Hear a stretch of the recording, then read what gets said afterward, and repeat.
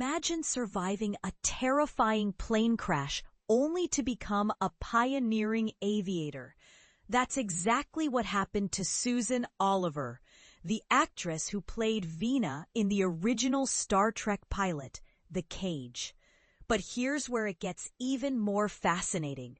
Her near-death experience didn't just change her career, it redefined her life.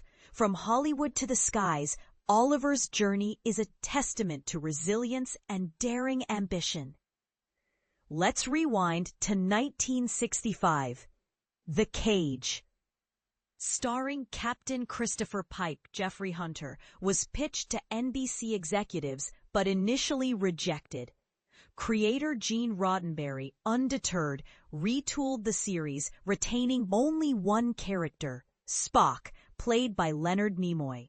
The original pilot was later repurposed into the two-part Star Trek episode The Menagerie, airing in November 1966.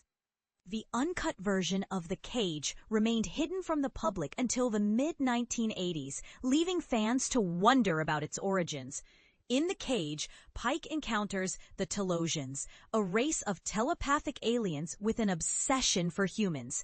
They trap Pike in a subterranean cell, subjecting him to a series of mind-bending illusions.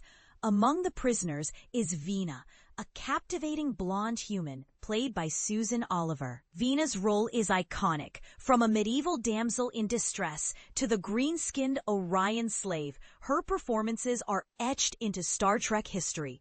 But who was Susan Oliver beyond this role? And this is the part most people miss. Her life was far more dramatic than any script. Oliver's acting career began in 1955 with appearances in TV movies and anthology series like Goodyear Playhouse and the Kaiser Aluminum Hour. She guest starred in hit shows such as Father Knows Best, Wagon Train, and Bonanza, amassing an impressive resume before Star Trek. But in 1959, her life took a dramatic turn. Oliver was aboard Pan Am Flight 115, a Boeing 707 that plummeted from 35,000 feet to 6,000 feet due to autopilot failure. The plane made an emergency landing in Newfoundland, leaving Oliver traumatized. Coincidentally, this happened on the same day as the tragic plane crash that claimed the lives of Buddy Holly, the Big Bopper, and Ritchie Valens, a day forever known as the day the music died. Here's the controversial part. Instead of letting fear ground her, Oliver turned her trauma into triumph.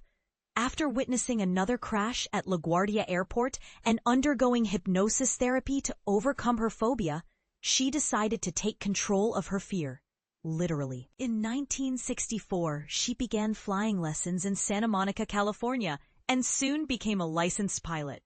By the time she auditioned for Star Trek, she was flying solo, even using her plane to commute to auditions and sets. But her journey wasn't without setbacks. During training for a transatlantic flight, Oliver survived another crash when a reckless pilot tangled their plane in telephone wires. Unfazed, she pressed on. In 1967, she made history as the fourth woman to fly solo across the Atlantic, piloting an Aero Commander 200 equipped with an extra fuel tank. Her destination?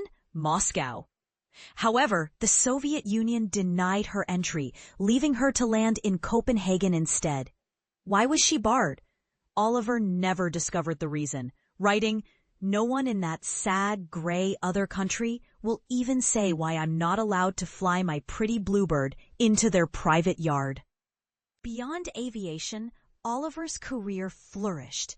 She continued acting with dozens of TV appearances and even directed episodes of MASH and Trapper John MD. Her final role was in a 1988 episode of Freddy's Nightmares. Throughout, she remained passionate about flying, earning ratings in gliders and using her skills to travel for work. Sadly, Oliver passed away in 1990 at 58 from colon cancer, but her legacy endures. Was Susan Oliver's decision to conquer her fear through aviation bravery or recklessness? Her story challenges us to rethink how we face our deepest fears. What would you do if a near-death experience became the catalyst for your greatest achievement? Share your thoughts below. Let's spark a conversation.